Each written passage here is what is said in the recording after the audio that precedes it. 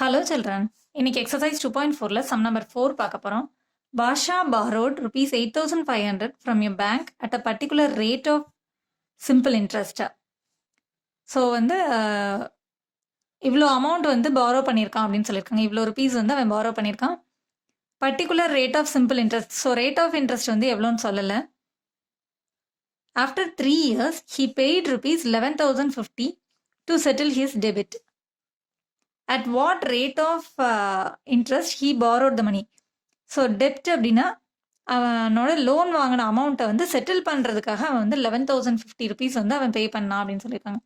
So இதுதான் நமக்கு லாஸ்ட்டாக அந்த அமௌண்ட் இருக்கும் இல்லையா, அந்த வேல்யூ இது. இன்ட்ரெஸ்ட்டும் பிரின்சிபலும் சேர்ந்த அமௌண்ட் தான் இந்த அமௌண்ட்டு. ஸோ இது ஏவோட வேல்யூ கொடுத்துருக்காங்க. ரேட் ஆஃப் இன்ட்ரெஸ்ட் கேட்டிருக்காங்க. இது நம்பர் ஆஃப் இயர்ஸ். இது பிரின்சிபல் வேல்யூ. இப்போ என்ன கேட்டிருக்காங்க, at what rate of interest he borrowed the money. So rate of interest தான் நம்மளை கண்டுபிடிக்க சொல்லியிருக்காங்க. ஸோ ஃபர்ஸ்ட் என்னெல்லாம் கொடுத்துருக்காங்கன்னு பார்த்துடலாம். ஸோ இப்போ என்னெல்லாம் கொடுத்துருக்காங்க அப்படின்னு பார்த்தீங்கன்னா, principal P is equal to rupees 8,500 கொடுத்துருக்காங்க. நம்பர் ஆஃப் இயர்ஸ் கொடுத்துருக்காங்க 3 years. அமௌண்ட் அட் லாஸ்ட்டாக அவன் திருப்பி செட்டில் பண்ண அமௌண்ட் கொடுத்துருக்காங்க ருபீஸ் 11,050 அப்படின்னு. ஸோ இப்போ ஆர் ரேட் ஆஃப் இன்ட்ரெஸ்ட் கேட்டிருக்காங்க. So rate of interest, number of years, principal இதெல்லாம் நம்ம கண்டுபிடிக்கணும் அப்படின்னா நமக்கு அட்லீஸ்ட் ஒரு சிம்பிள் இன்ட்ரெஸ்டோட வேல்யூவாவது தெரிஞ்சிருந்தா தான் இதெல்லாம் நம்ம கண்டுபிடிக்க முடியும். ஸோ நம்ம கிட்ட 2 ஃபார்முலா இருக்கு இல்லையா.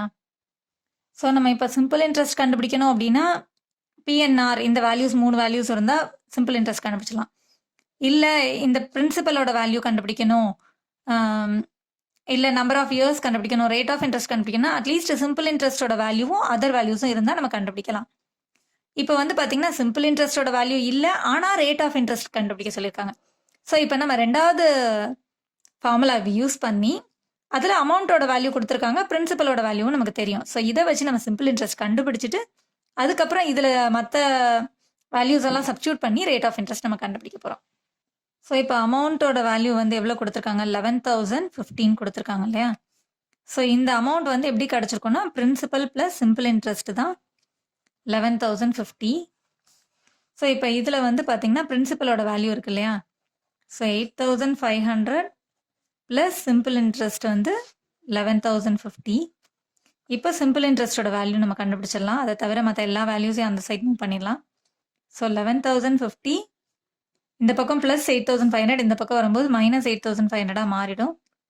இப்போ இதை சப்ராக்ட் பண்ணணும் இல்லையா. ஸோ 11,050லேருந்து 8,500 அப்படிங்கிறது ஒரு 4 டிஜிட் நம்பர். ஸோ இங்கேருந்து எழுதணும். சப்ராக்ட் பண்ணும்போது 5 0ல் 5 மூட முடியாது. So borrow from the before number.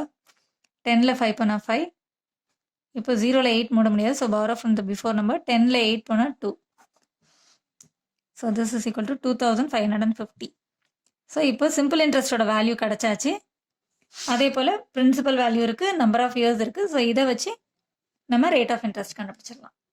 So இப்போ சிம்பிள் இன்ட்ரெஸ்டோட வேல்யூ இருக்குது அப்படின்னா இது எப்படி நமக்கு கிடச்சிருக்கும் அப்படின்னா அதோட ஃபார்முலா என்னென்னா பிஎன்ஆர் பை 100ங்கிற ஃபார்முலா யூஸ் பண்ணதை வச்சு தான் இந்த சிம்பிள் இன்ட்ரெஸ்ட் 2,515 கிடச்சிருக்கும். ஸோ இப்போ பிரின்சிபலோட வேல்யூ, நம்பர் ஆஃப் இயர்ஸோட வேல்யூ போட்டோன்னா ஆரோட வேல்யூ கண்டுபிடிச்சிடலாம். So principal 8,500 into number of years 3 years into ஆரோட வேல்யூ தான் நம்ம கண்டுபிடிக்க போகிறோம். ஆறுனே எடுத்துக்கலாம். by 100 is equal to 2,550. So இப்போ ஆரை தவிர மற்ற எல்லா வேல்யூஸையும் அந்த சைட் மூவ் பண்ணும்போது என்ன ஆகும் அப்படின்னு பார்த்தீங்கன்னா 2,550 அங்கேயே தான் இருக்குது. இந்த பக்கம் டினாமினேட்டரில் இருக்க நம்பர்ஸ் எல்லாம் அங்கே நியூமரேட்டருக்கு போயிடும். இங்கே நியூமரேட்டரில் இருக்க நம்பர்ஸ் எல்லாமே டினாமினேட்டருக்கு வந்துடும். இன்டூ 3. ஸோ இப்போ நம்ம சிம்பிளிஃபை பண்ணிடலாம். கீழே 2 ஜீரோஸ் ஸ்ட்ரைக் அவுட் பண்ணோம்னா மேலேயும் 2 ஜீரோஸ் ஸ்ட்ரைக் அவுட் பண்ணிடலாம். இப்போ இது 5ல் எண்ட் ஆயிருக்கு, இது 0ல் எண்ட் ஆயிருக்குன்னா 2 5 டேபிளில் சிம்பிளிஃபை பண்ண முடியும். 5 1s are 5, remaining 3 carry over கொடுத்தோன்னா 5 7s are 35. இப்போ இதை 5 டேபிளில் போட்டோம்னா 5 5s are 25, 5 1s are 5, remaining 0. இப்போ 3 and 510 3 டேபிளில் சிம்பிளிஃபை பண்ண முடியும். இது ரெண்டையும் ஆட் பண்ணி பார்த்தோம்னா 5 + 1 is 6. 6ங்கிறது 3 டேபிளில் வருங்கிறதுனால 3 டேபிளில் சிம்பிளிஃபை பண்ணலாம். 3 1s are 3. இதை எப்படி 3 டேபிளில் சிம்பிளிஃபை பண்ணா 3 1s are 3 போக ரிமைனிங் 2 கேரி ஓவர் கொடுத்தோம்னா 3 7s are 21. அப்புறம் இந்த 0 மேலே கொண்டு போயிடலாம். இப்போ இது ரெண்டுமே 17 டேபிளில் போகும். 17 1s are 17, 17 10s are 170. இப்போ டினாமினேட்டரில் 1 வந்துருச்சுன்னா நம்ம சிம்பிளிஃபிகேஷன் கம்ப்ளீட் பண்ணியாச்சுன்னு அர்த்தம். இப்போ எல்லாத்தையும் மல்டிப்ளை பண்ணும்போது 10 1s are 10, 10 by 1 is 10. So R வந்து 10% அப்படின்னு அர்த்தம். ரேட் ஆஃப் இன்ட்ரெஸ்ட்டை எப்போவுமே வந்து பர்சன்டேஜில் தான் எழுதணும். So the required answer R is equal to 10%.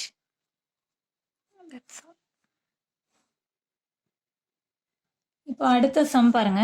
In what time will rupees 16,500 amount to rupees 22,935 at 13% per annum.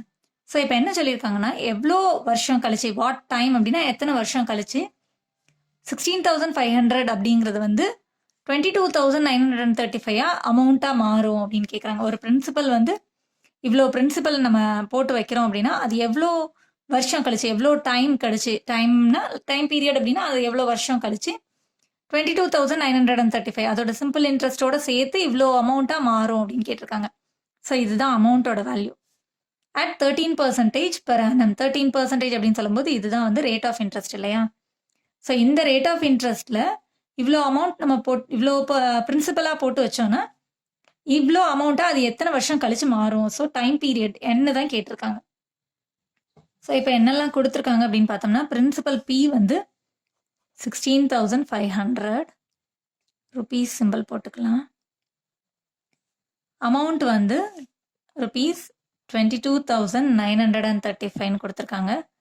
Rate of interest R வந்து 13%. இப்போ நம்ம நம்பர் ஆஃப் இயர்ஸ் தான் கண்டுபிடிக்கணும். ஸோ இந்த மாதிரி number of years, rate of interest, principal இதெல்லாம் கண்டுபிடிக்கணும் அப்படின்னா நமக்கு சிம்பிள் இன்ட்ரெஸ்ட் கொடுத்துருந்தாங்கன்னா அந்த ஃபார்முலா யூஸ் பண்ணிடலாம்.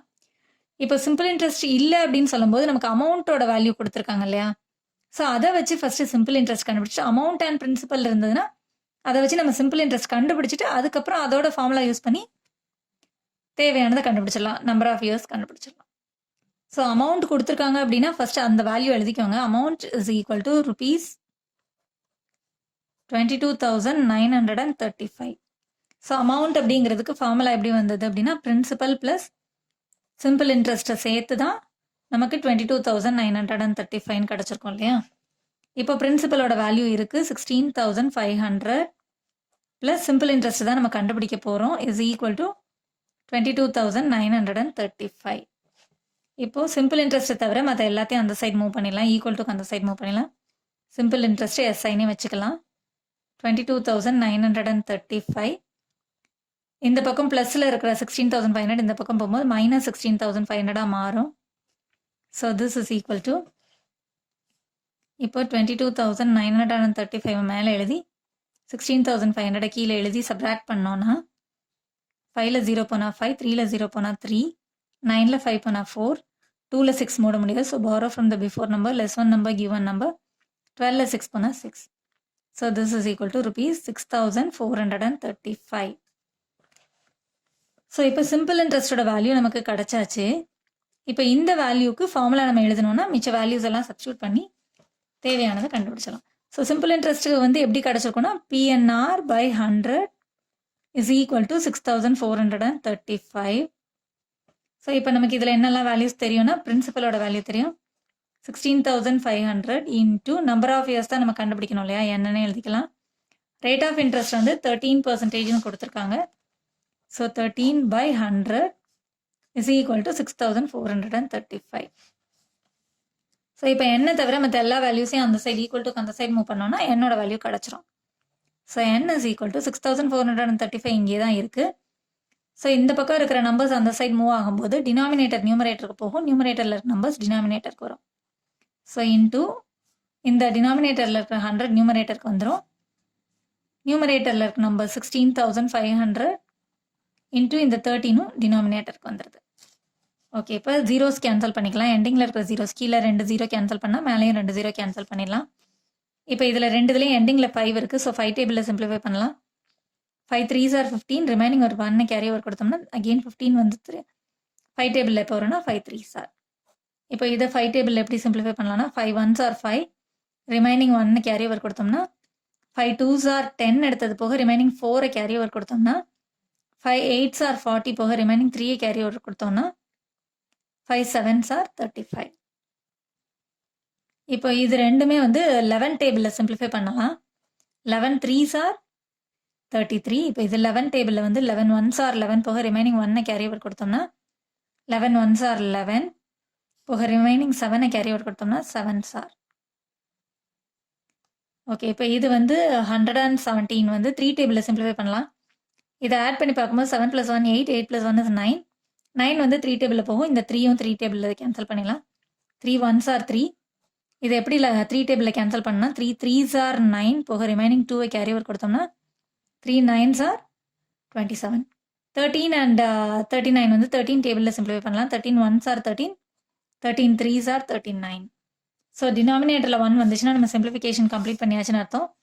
So n is equal to 3 × 1 is 3 years. Number of years கேட்கும்போது நம்ம அது ஆன்சரில் வந்து 3 இயர்ஸ்ன்னு தான் எழுதணும், அதோட unit. So this is the required answer.